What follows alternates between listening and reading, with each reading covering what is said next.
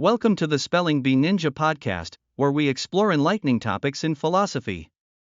If you're looking for insightful content that sparks your curiosity and fosters critical thinking, you've come to the right place. Join our community of learners and subscribe for free educational resources that challenge your understanding of the world. Today, we're diving into the intriguing realm of skepticism, a foundational concept that encourages us to question knowledge and beliefs. Skepticism is a philosophical attitude that invites us to doubt what we think we know. For over 2,000 years, philosophers have grappled with skepticism, exploring its implications for knowledge, truth, and belief. At its core, philosophical skepticism raises vital questions about certainty. How can we claim to know something with absolute conviction? What are the foundations of our beliefs? To engage with these questions, we can identify key aspects of skepticism.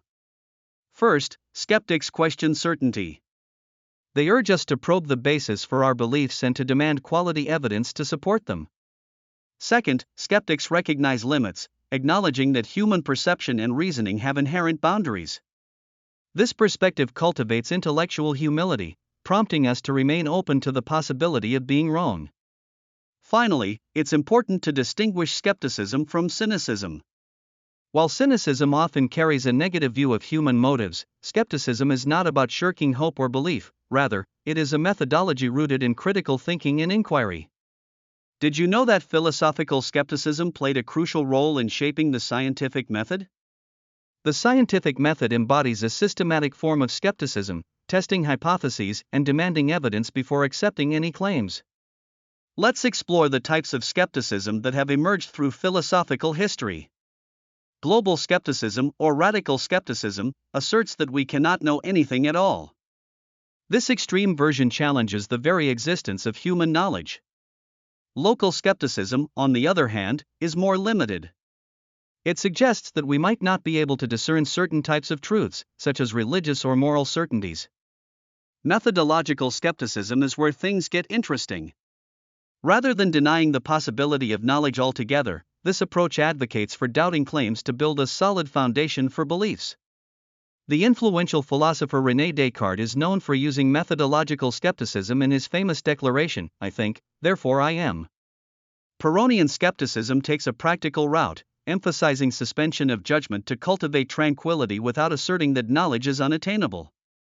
Academic skepticism, connected with the Platonic Academy, asserts that we cannot know anything with certainty. Interestingly, there's a commonality among many philosophers who identify as fallibilists. They believe knowledge is possible but always subject to revision. This moderate stance maintains the compatibility of skepticism with scientific inquiry and exploration. One classic argument within skepticism is the dream argument, which leads us to question the reliability of our senses. It suggests that experiences in dreams can appear so vividly real that we struggle to distinguish between waking and dreaming states. If we cannot reliably grasp the difference between these two experiences, can we be confident our perceptions reflect the world accurately? This argument has been modernized in light of concepts such as simulation hypotheses, like the idea that our reality could be a computer simulation, similar to the film The Matrix. Another profound skeptical argument is the evil demon argument, developed by Descartes as he delved into radical doubt. This argument proposes the existence of a powerful, deceiving being, leading us to question all beliefs, including those about our bodies and interactions with others. This methodical exploration is a profound step in Descartes' philosophical journey, as it ultimately led him to affirm the undeniable certainty of his own existence as a thinker. The problem of induction, articulated by David Hume, poses a significant challenge to scientific knowledge by questioning our reliance on inductive reasoning. We form general conclusions based on specific observations, for instance, declaring that all swans are white after only seeing white swans. The crux of the problem lies in our assumption that future occurrences will resemble past patterns. Yet, this assumption cannot be justified without falling into circular logic or lacking any logical necessity. This fundamental skepticism suggests that scientific knowledge lacks a rational foundation, posing a challenge that still resonates today. The relationship between skepticism and the scientific method is fundamental. The scientific method can be seen as a structured version of methodological skepticism. Scientists engage in a process of questioning hypotheses, striving to disprove rather than confirm their ideas. This principle, known as falsifiability, is a key factor that distinguishes science from pseudoscience. A hallmark of science is the demand for evidence. Observation or experimentation must support claims. Moreover, scientific findings undergo meticulous peer review, ensuring they are examined critically before acceptance. While radical skepticism casts doubt indiscriminately, scientific skepticism is productive. It leverages doubt as a tool for refining knowledge.